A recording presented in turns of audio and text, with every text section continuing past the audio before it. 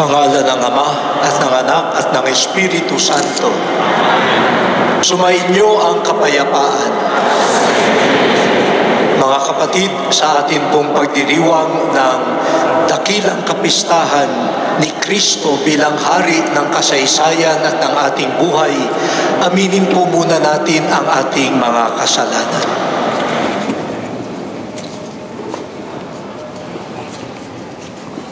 Inaamin ko sa makapangyarihang Diyos at sa inyo mga kapatid na lubha ako nagkasala sa isip, sa salita at sa gawa at sa aking pagkukulang. Kaya isinasamo ko sa mahal na Birheng Maria, sa lahat ng mga anghel at mga banal at sa inyo mga kapatid na ako'y ipanalangin sa Panginoong ating Diyos. Kaawaan tayo ng makapangyarihang Diyos, patawarin tayo sa ating mga kasalanan, at patnubayan tayo sa buhay na walang hanggan.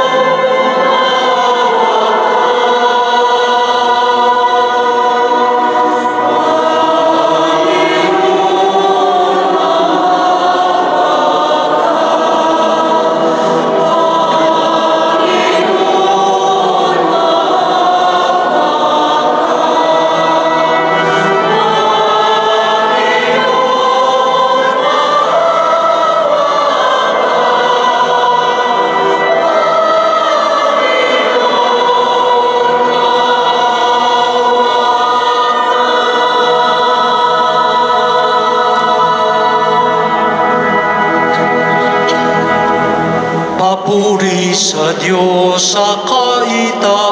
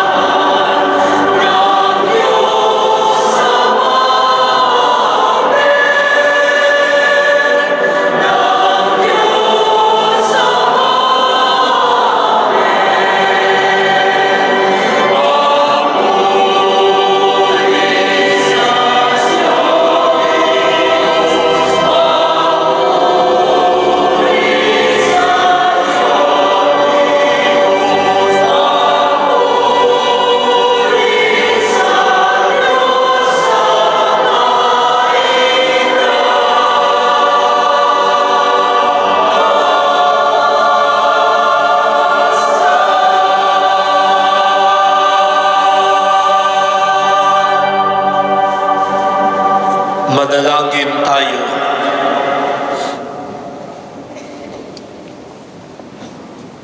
Ama naming makapangyarihan, sa iyong anak na pinakamamahal at hari ng sanlibutan, niloob mong pag-isahin ang tanan. Idulot mong ang tanang kinapal na pinalaya sa kaalipinan ay makapaglingkod sa iyong kadakilaan at makapagpuri sa iyo ng walang humpay. Sa pamamagitan ni Hesukristo kasama ng Espiritu Santo, magpasawalang hanggan.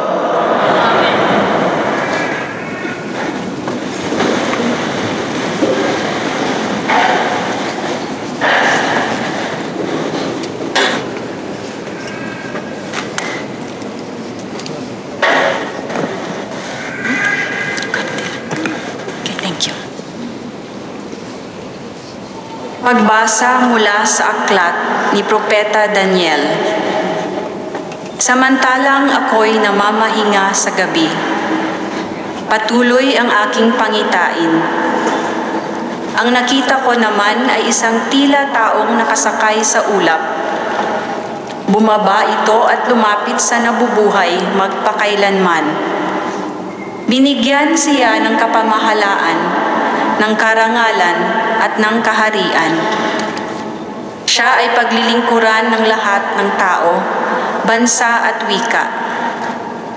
Ang pamamahala niya ay di matatapos at hindi babawiin, at hindi mawawasak ang kanyang kaharian. Ang salita ng Diyos.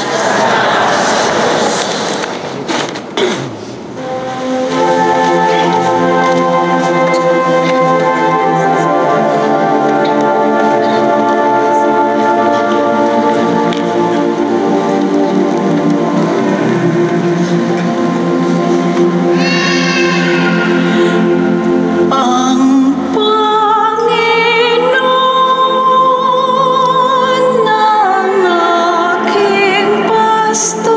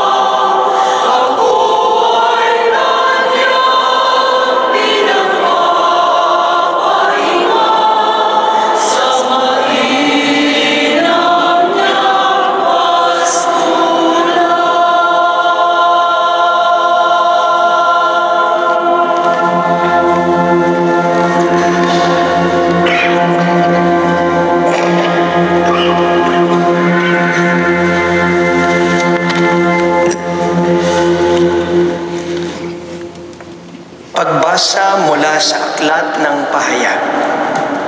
Sumainyo ang pagpapala at kapayapaan mula kay Hesukristo, ang tapat na saksi, ang unang nabuhay sa mga patay, at hari ng mga hari sa lupa.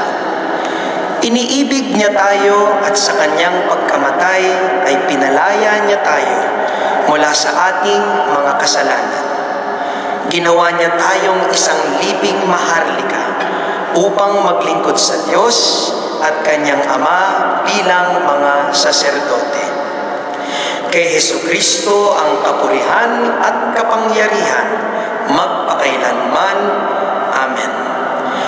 Pakatandaan ninyo, darating siyang nasa mga alapaap, makikita ng lahat, pati ng umulos sa kanyang tagiliran. Dahil sa kanya, iiyak ang lahat ng lipi sa lupa. Magkakagayon nga. Amen.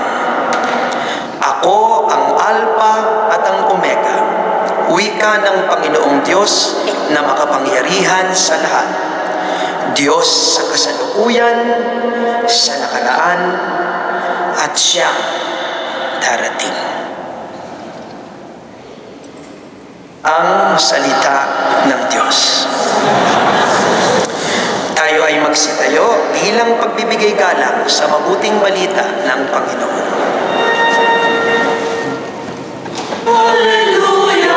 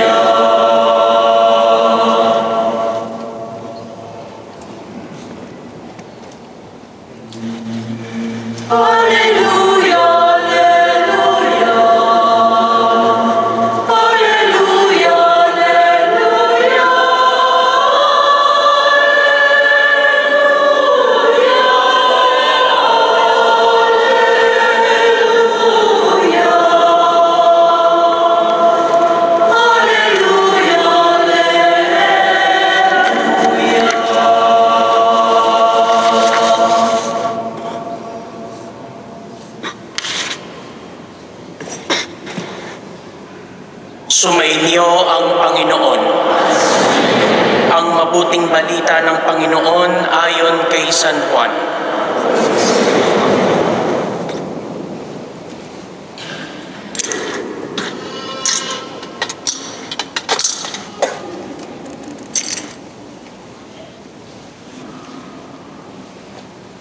Noong panahong iyon, itinanong ni Pilato kay Jesus, "Ikaw ba ang hari ng mga Hudyo?"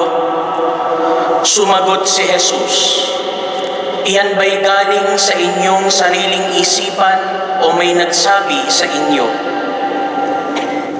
"Ako ba'y Hudyo?" tanong ni Pilato. "Ang mga kababayan mo at ang mga punong saserdote ang nagdala sa iyo rito. Ano ba ang ginawa mo?" Sumagot si Jesus, kaharian ko'y hindi sa sanlibutang ito. Kung sa sanlibutang ito ang aking kaharian, ipinakipaglaban sana ako ng aking mga tauhan at hindi na ipagkanulo sa mga Hudyo. Ngunit hindi sa sanlibutang ito ang aking kaharian. Kung gayon, isa kang hari, sabi ni Pilato. Sumagot si Jesus, kayo na ang nagsasabing ako'y hari. Ito ang dahilan kung bakit ako ipinanganak at naparito sa sanlibutan, upang magsalita tungkol sa katotohanan. Nakikinig sa aking tinig ang sinumang nasa katotohanan. Ang mabuting balita ng Panginoon.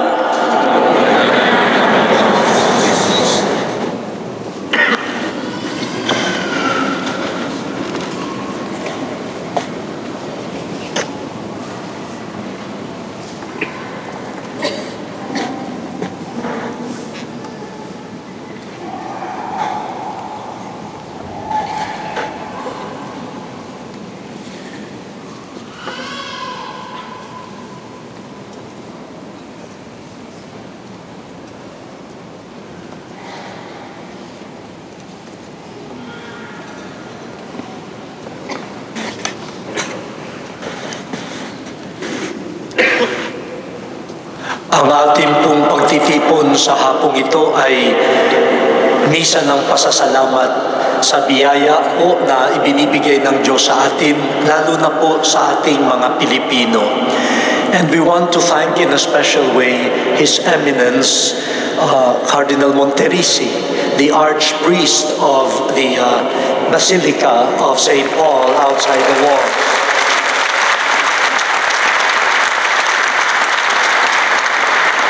Your Eminence, thank you for your warm welcome and your constant, sincere love for us Filipinos. Thank you very much.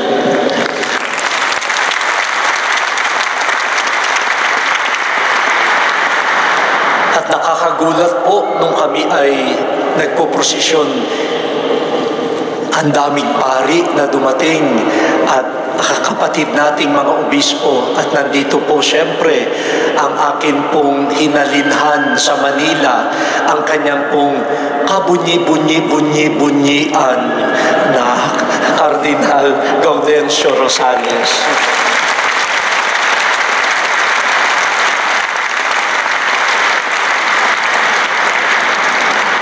Nagpapasalamat din po tayo sa mga lingkod bayan na naririto ngayon, lalo na po sa presensya ng ating pangalawang Pangulo, si Vice President Binay, ito na nandito.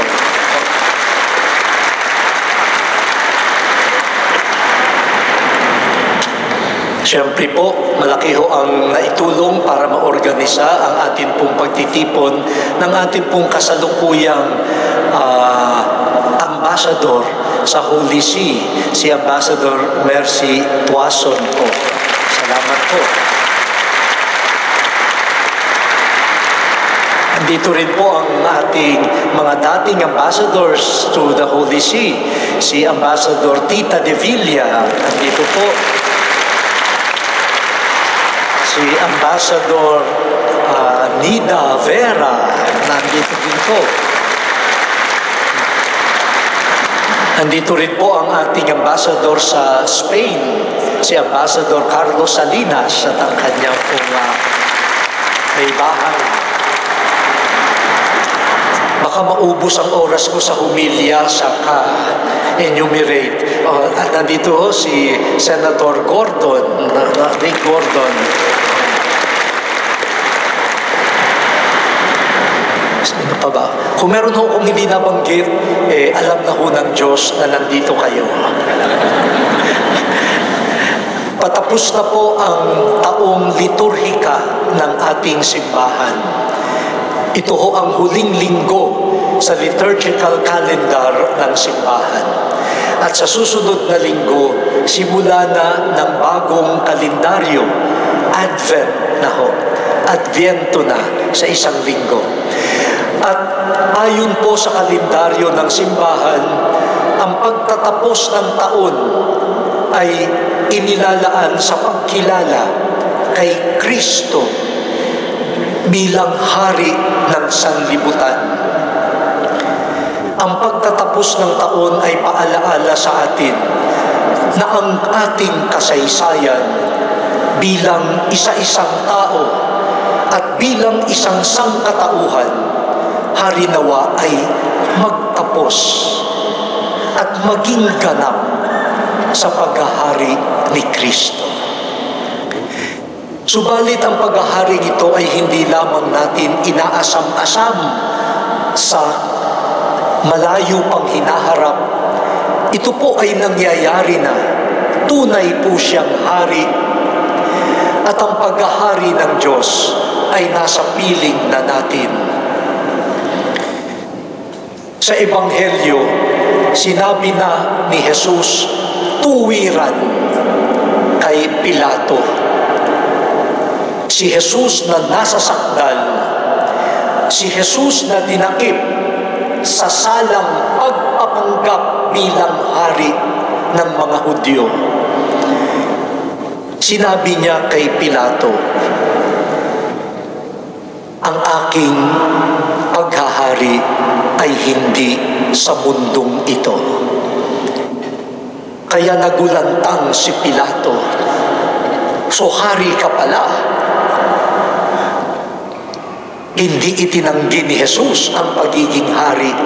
Ang sinabi lang niya, ang paghahari niya ay hindi sa mundong ito.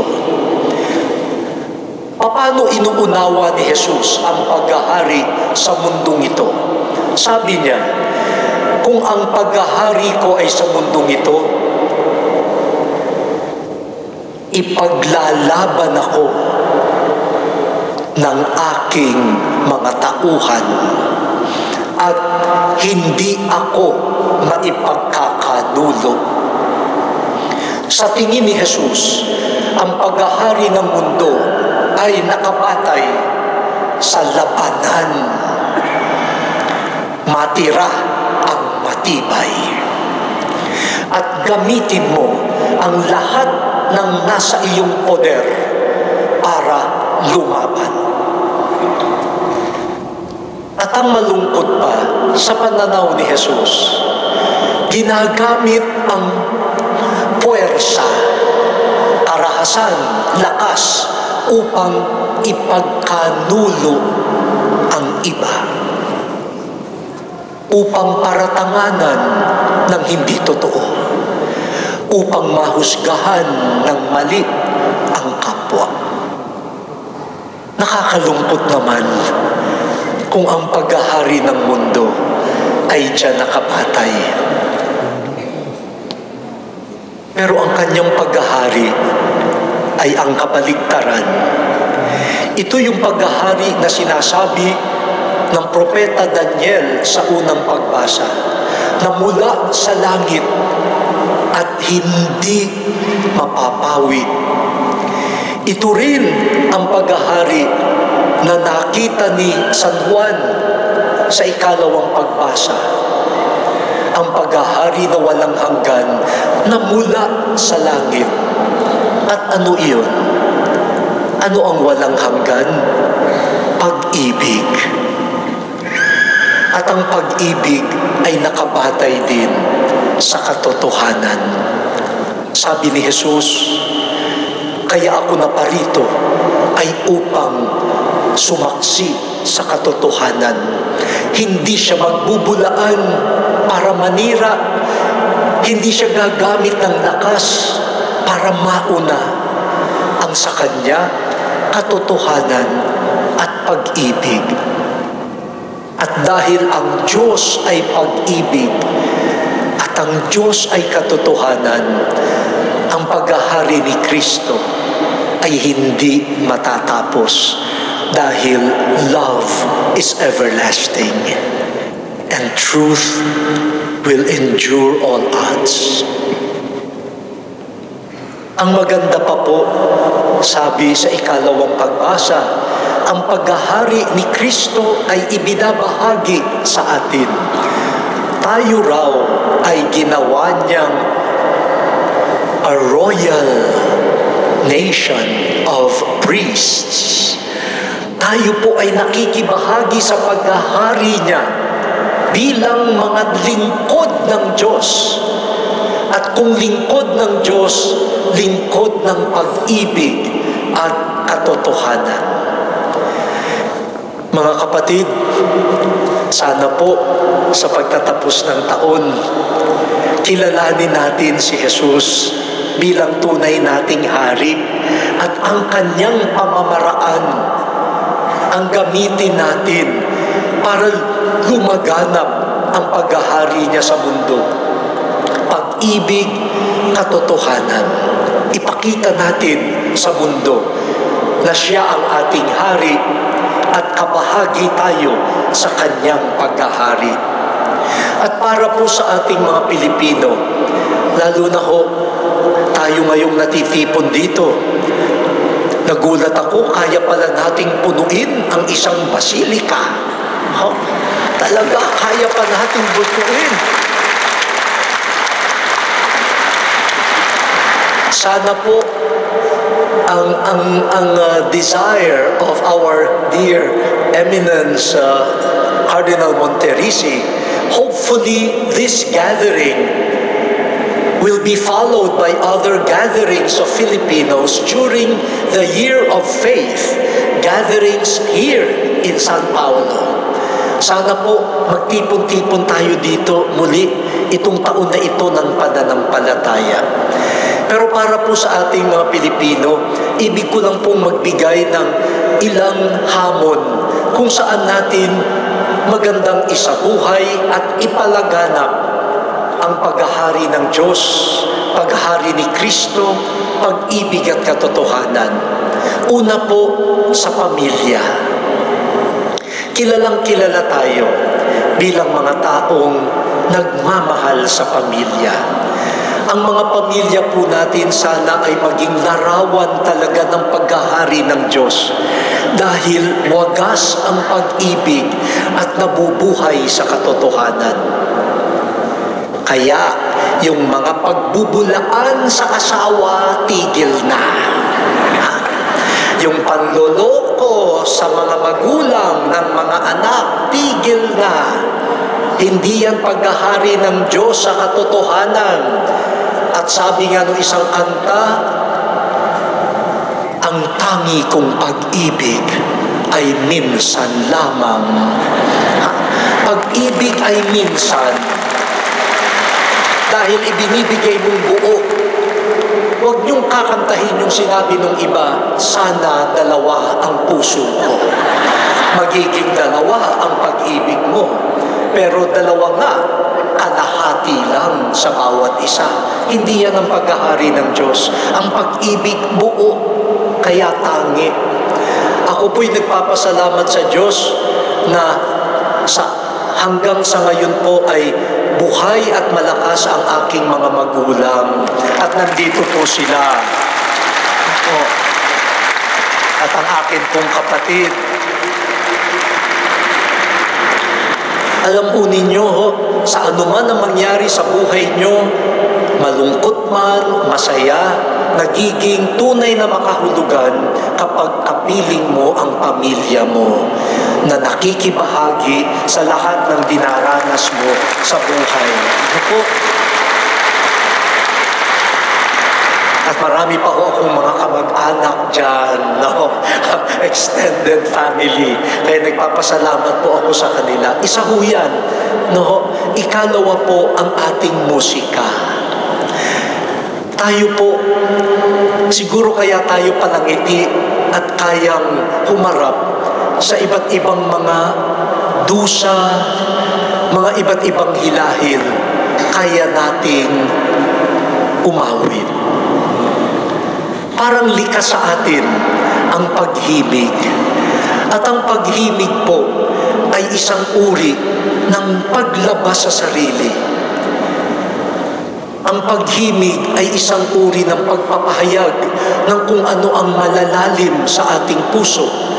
na hindi kayang ipahayag ng salita lamang o ng ideya lamang. Punuin po ninyo ang mundo ng mga awit ng pag-ibig at katotohanan. Ako po, noong nagmisa noong Oktubre, doon sa family pilgrimage ng mga Filipino sa santuario sa Fatima, na noon ay hindi ko pa alam na ako'y magiging kardinal. Ako po'y nagkanda iyak-iyak sa misa kung alam yung mga naandoon. Dahil inawit yung papuri sa Diyos na inawit din natin. Kasi naalaala ko noong yan po ay katatapos lamang isulat ng composer, si Father Eduardo Ontiveros, SJ. Basa-basa pa ang tinta. Binigay sa akin, kinatukan ako sa kwarto at sabi, Chito, pag-aralan mo at ituro mo sa Barangka Choir. Yung po'y choir na yung Barangka po dati ay parang landless. Hindi sila nagmamay-ari ng lupa. At yan po ang unang choir na kumanta niyan. Sabihin na natin, mga squatters. Mula sa isang kapilya ng Barangka, ngayon, umaalingaw-ngaw ang awit na yan hanggang Roma, hanggang sa Basilica ni San Paolo.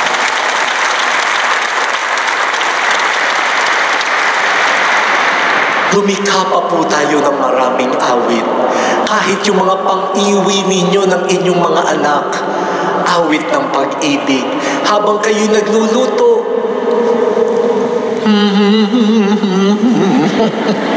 kaysa sa magreklamo, umawit kayo.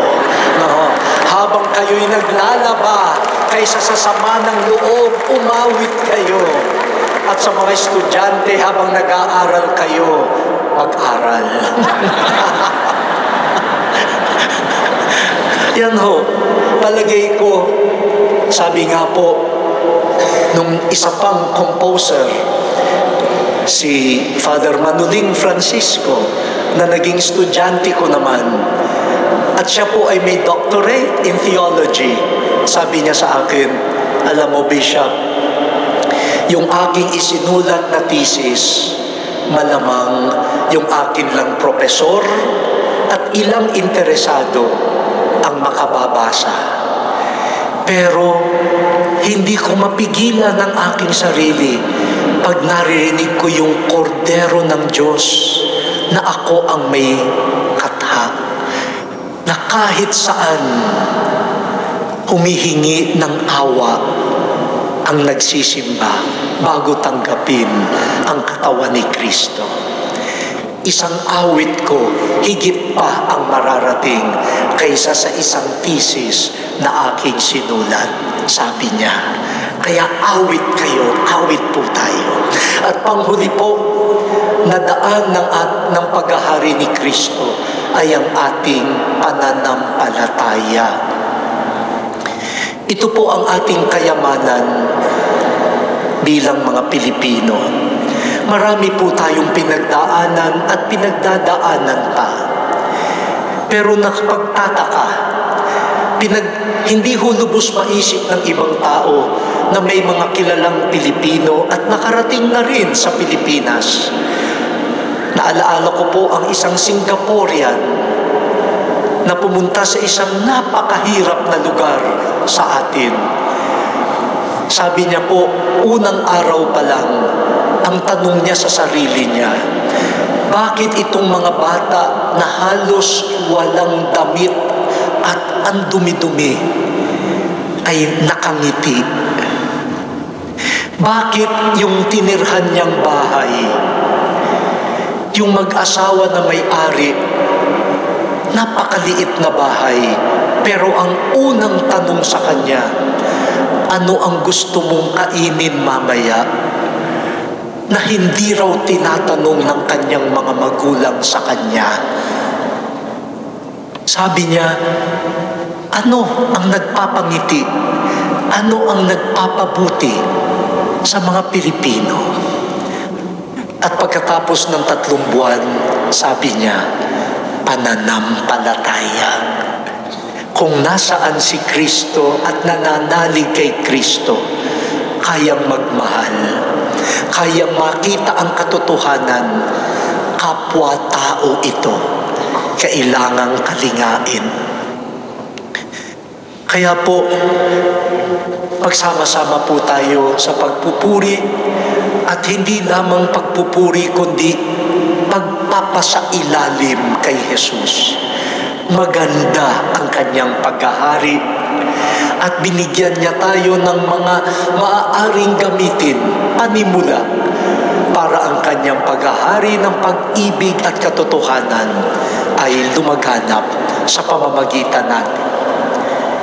Saan man pong panig ng mundo naroon ang Pilipino, sa Germany, sa Amerika, sa Canada, sa Italy, sa Spain, at sa iba pang bahagi, dalhin mo ang ngalan ng iyong hari. Umibig ka. Dalhin mo ang katotohanan. Bahagi ka ng kanyang kaharian. Umahimik po tayo sandali at ibukas ang ating puso kay Kristong ating Hari.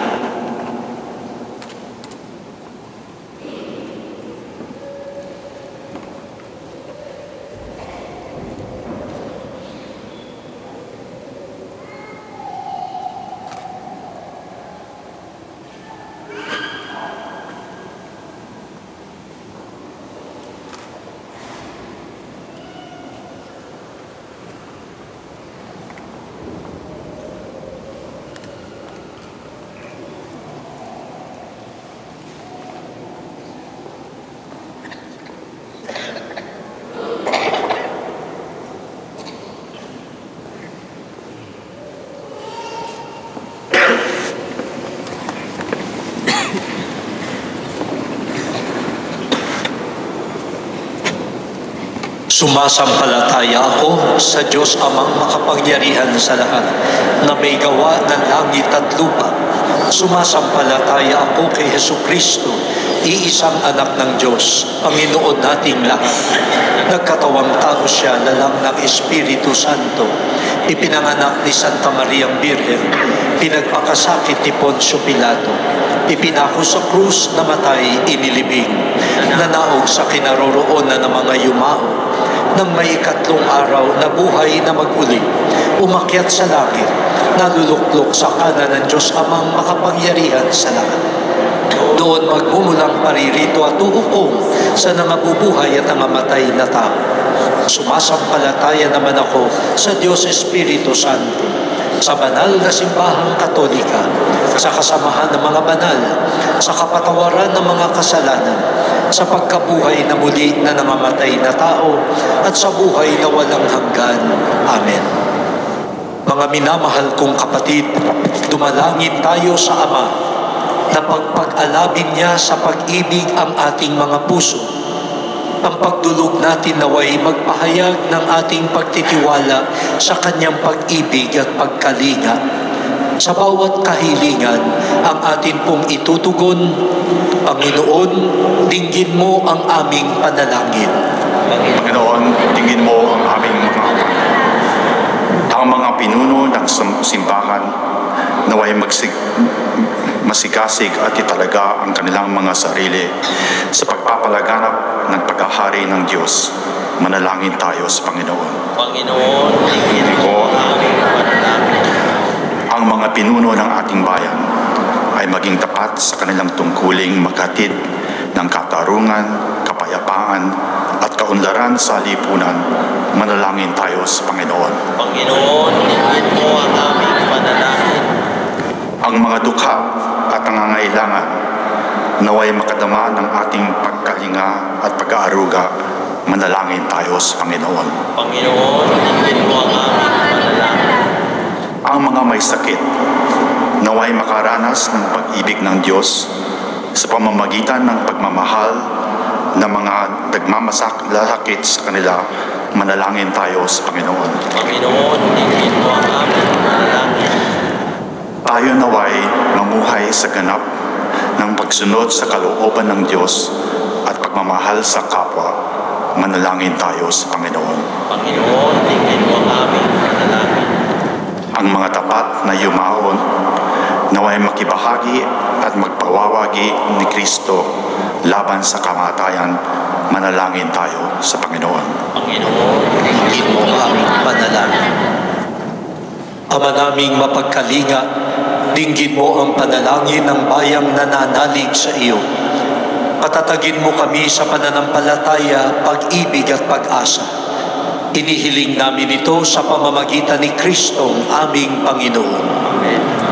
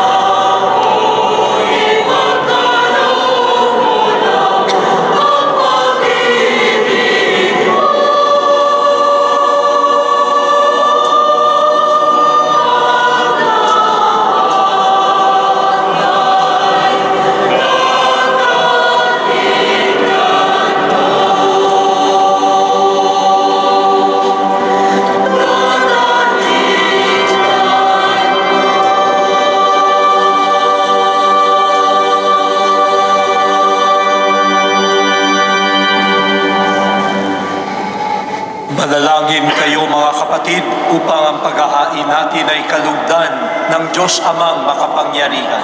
Ginawa ng Panginoon ang paghahain sa iyong mga kamay sa purihan niya at karangalan sa ating kapakinabangalan ng buong sambayanan niya banal. Ama naming lumikha, sa paghahain namin ng mga alay sa ikapagkakasundo ng sangkatauhan, iniluluhog namin ang iyong anak naway magbigay ng mga kaloob na pagkakaisa at kapayapaan. Sa pamamagitan niya, kasama ng Espiritu Santo, magpasawalang hanggan. Sumainyo ang Panginoon. Itaas sa Diyos ang inyong puso at diwa. Pasalamatan natin ang Panginoong ating Diyos. Ama naming makapangyarihan, tunay ngang marapat na ikaw ay aming pasalamatan. Hinirang mong tagapaghain ng tanan ang iyong anak na Panginoon ng sanlibutan. Pinadaloy mo sa kanya ang langis ng kasiyahan, tanda ng paghirang mong magpakailanman. Sa paghahaing ginampanan niya sa krus, siya ang dalisay na tagapagbuklod. Siya ang gumanap sa aming pagkatubos. Siya ang sumakop sa sansinukob. Ang kanyang paghaharing lagi sa lahat ay siyang lubusang naglalahad ng iyong kadakilaang matapat upang buhay mo'y sa lahat maigawad.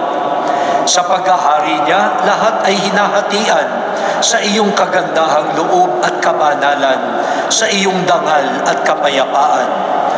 Kaya kaisa ng mga anghel na nagsisiawit ng papuri sa iyo nang walang humpay sa kalangitan, kami nagbubunyi sa iyong kadakilaan.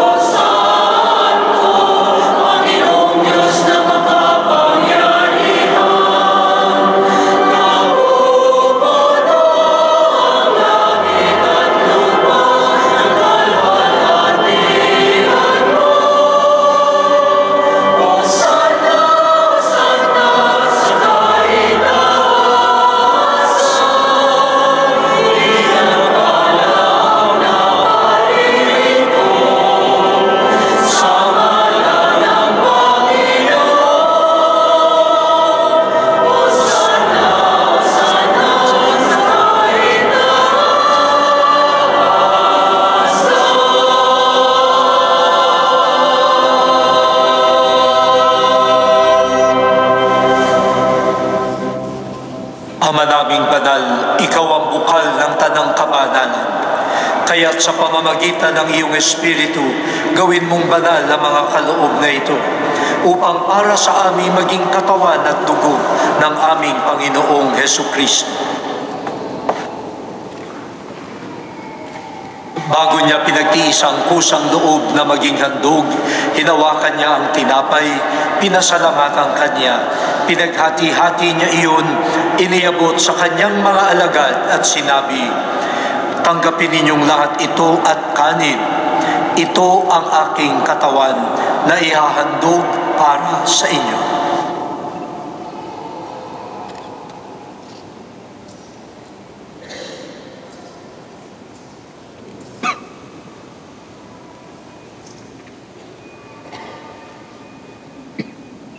Gayon din naman noong matapos ang hapunan, hinawakan niya ang kalis, muli kanyang pinasalamatan, iniabot niya ang kalis sa kanyang mga alagad at sinabi, "Tanggapin ninyong lahat ito at inumin.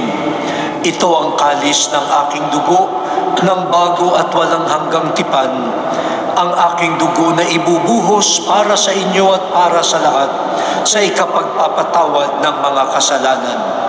Gawin ninyo ito sa pag-alala sa akin."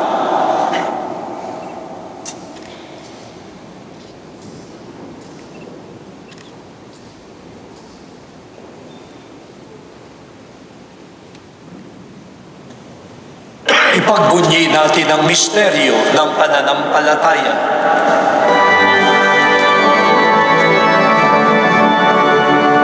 Si Kristo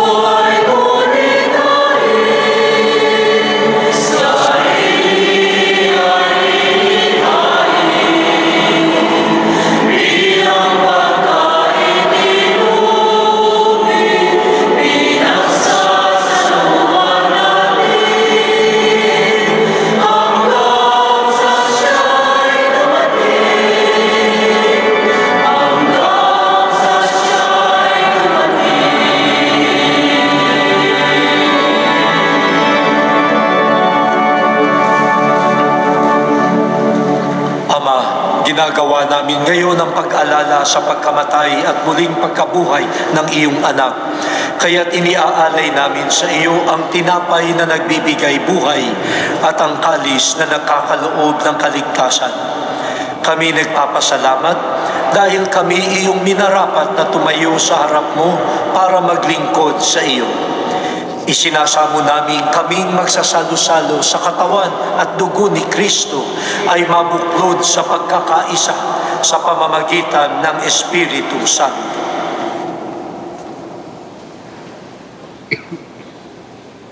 Banal na Ama, pakilingapin niyo po ang inyong simbahan laganap sa buong daigdig. Puspusin niyo kami sa pag-ibig kay Sana Benito na aming Papa at Obispo at ang tanang kaparihan. Alalahanin mo rin ang mga kapatid naming nahimlay na may pag-asang sila'y muling mabubuhay, gayon din ang lahat ng mga pumanaw. Kawaan mo sila at patuloyin sa iyong kaliwanagan. Kawaan mo at pagindapatin kaming lahat na makasalo sa iyong buhay na walang wakas. Kaysa ng mahal na Birheng Maria na ina ng Diyos, kaysa ng mga apostol at ang lahat ng mga banal na namuhay dito sa daigdig ng kalugod-lugod sa iyo, may pagdiwang nawa namin ang pagpupuri sa ikararangal mo sa pamamagitan ng iyong anak naming Panginoong Hesukristo.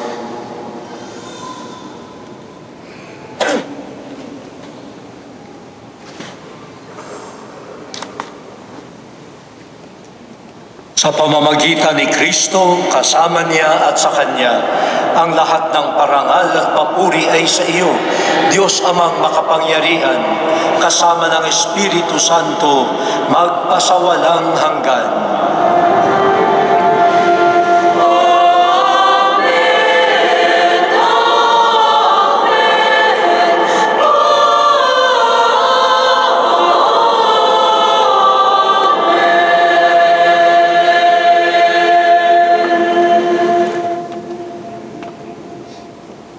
Sa tagubilin ng mga nakagagaling na utos at turo ni Jesus na siyang Panginoon natin at Diyos, ipahayag po natin ng lakas loob.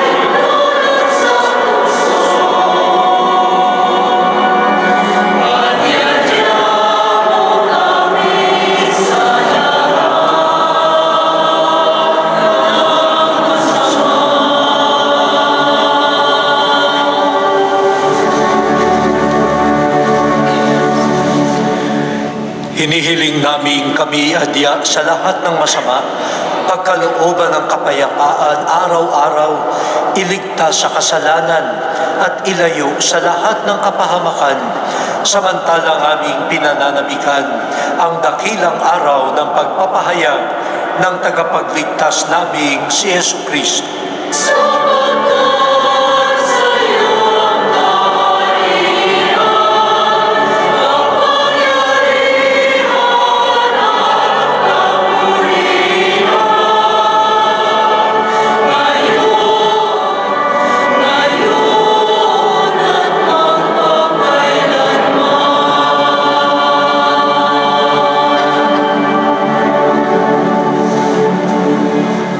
Panginoong Hesukristo, sinabi mo sa iyong mga apostol, kapayapaan ang iniiwan ko sa inyo. Ang aking kapayapaan ang ibinibigay ko sa inyo. Tunghayan mo ang aming pananampalataya at huwag ang aming mga pagkakasala. Pagkalooban mo kami ng kapayapaan at pagkakaisa ayon sa iyong kalooban. Kasama ng Espiritu Santo, magpasawalang hanggan. Amen. Ang kapayapaan ng Panginoon ay laging sumainyo. Magbigayan po tayo ng kapayapaan sa isa't isa.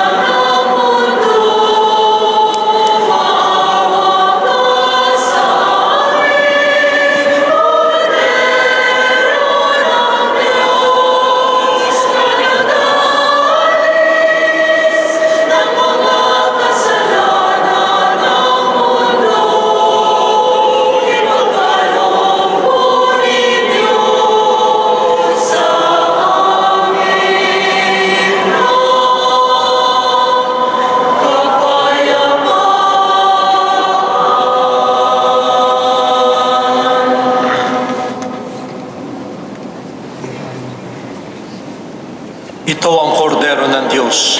Ito siyang nag-aalis ng kasalanan ng sanlibutan. Mapalad ang inaanyayahan sa kanyang piging.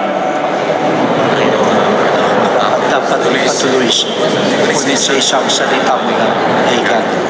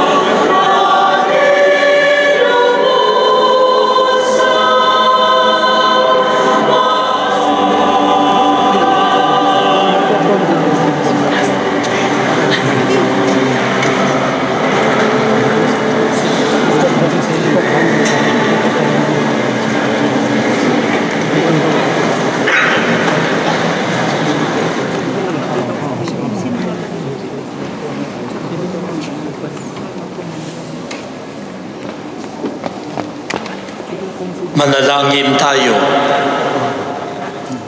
Ama naming mapagmahal, kaming pinapakinabang mo sa pagkaing nagbibigay buhay ay nagsusumamong kaisa niyang makapamuhay sa kaharian sa langit magpakailanman.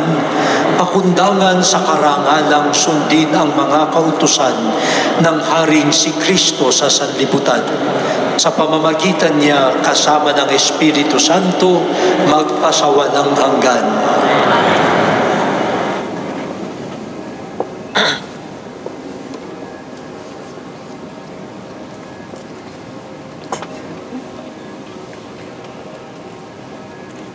Sa muli po, maraming salamat sa inyo pong pagdalo. Dahil meron pong Vespers ng alas 5, alas 5 na po. Huwag na po tayong magtagal dito kung hindi rin lang magdarasal. Wala na pong picture para makatuloy na agad ang Vespers. Kasi po nang hiram lang tayo ng simbahan, pinagbigyan lang po tayo. Bukas po, 11:30 ay mayroong audience ang Papa para sa lahat na gustong pumunta. Hindi ho kailangan ng tickets. Basta nandun ang 10:30 in the morning sa Paul VI Hall. At muli po, let us give or extend our thanks to His Eminence Cardinal Monterisi. Yours, please. Thank you very much.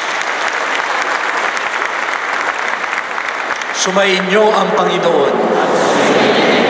Purihin ang ngalan ng Panginoon. Ang tumutulong sa atin ay ang Panginoon.